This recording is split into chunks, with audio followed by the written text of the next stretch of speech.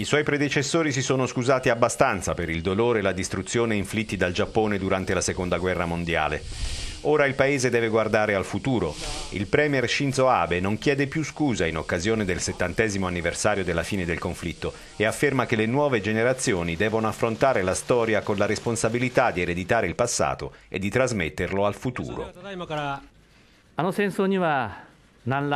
Non dobbiamo permettere che i nostri figli, i nostri nipoti e le generazioni successive che verranno e che non hanno nulla a che vedere con la guerra siano predestinati a chiedere scusa.